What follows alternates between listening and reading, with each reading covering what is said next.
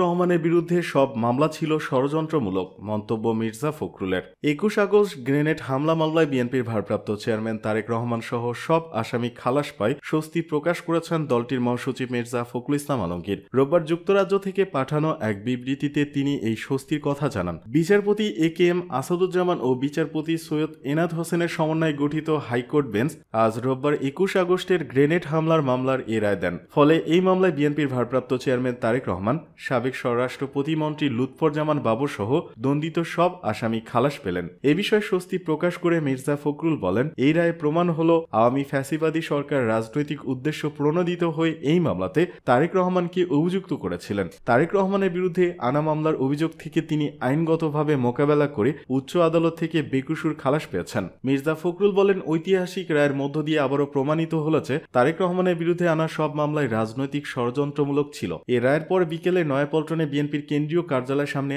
আনন্দ মিছিল করেন বিএনপির নেতাকর্মীরা। মির্জা ফখরুলের এ বিবৃতি গণমাধ্যমে পাঠান বিএনপি চেয়ারপারসনের মিডিয়া উইংয়ের সদস্য সাইরুল কবির খান। এদিকে পুলিশের কাছ থেকে যুবলীগ নেতাকে ছিনিয়ে নিলেন যুবদল নেতা।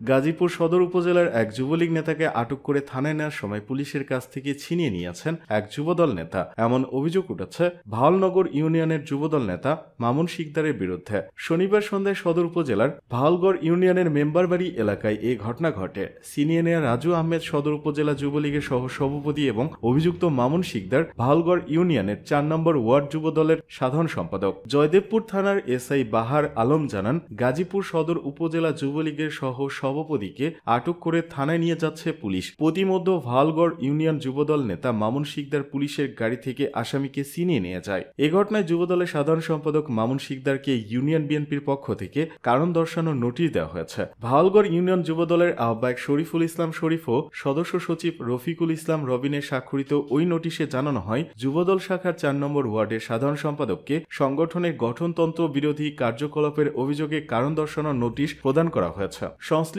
ব্যক্তিকে আগামী ৩ ডিসেম্বরের মধ্যে ভাওয়ালগড় ইউনিয়ন যুবদল শাখায় লিখিত জবাব দিতে হবে। নোটিশে আরও উল্লেখ করা হয়, সংগঠন বিরোধী কার্যকলাপের জন্য যথাযথ জবাব প্রদান না করলে সাংগঠনিক ব্যবস্থা গ্রহণ করা হবে। ভাওয়ালগড় ইউনিয়ন যুবদলের আহ্বায়ক শফিকুল ইসলাম শরীফ জানান, মামুন শিকদার সংগঠনের গঠনতন্ত্র বিরোধী কার্যকলাপ করেছেন বলে অভিযোগ উঠেছে।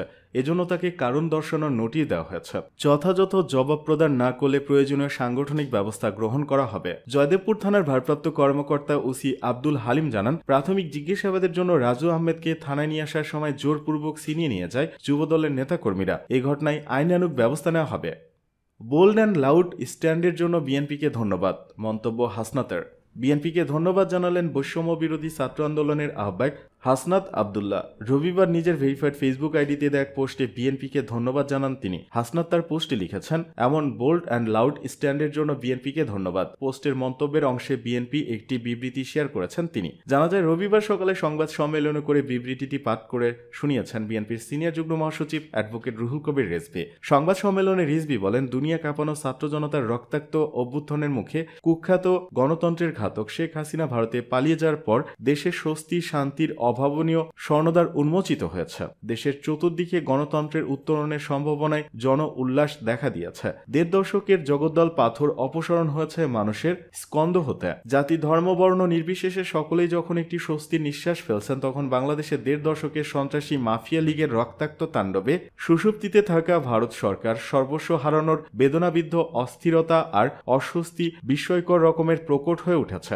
শেখ হাসিনার পতন হজম করতে পারছে না ভারত সরকার। শেখ হাসিনার পতনে তাদের অন্তরে ভয়ঙ্কর অনল দহন। এর কারণ অতিমাত্রায় দাদাগিরি করার ফলে ভারতের সঙ্গে তার প্রত্যেক প্রতিবেশী সম্পর্ক তলানিতে। শুধু হাসিনার ঘাড়ে সওয়ার হয়ে একচ্ছত্র কর্তৃত্ব স্থাপন করেছিল বাংলাদেশের উপর। ভারত বাংলাদেশকে আশ্রিত রাজ্যের মতো বিবেচনা করত। সেই আশ্রিত রাজ্য হাত ফসকে গেছে। বিগত ১৫ বছর হাসিনাকে সামনে রেখে ভারত বাংলাদেশকে কার্যত দখল করে নেওয়ার চেষ্টা করেছিল।